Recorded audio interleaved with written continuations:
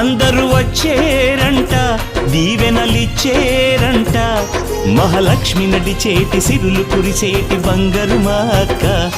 మా ఇంట జరిగేటి సంబరమే ఈ పండగ, ఏడేడు లోకాలు ఎరగనిదే ఈ వేడుక. ఓ ఓ ఓ అమ్మను మించిన దేవత వంటిది మా అక్క, కమ్మని మమతల తరగని పెన్నిది మా అక్క.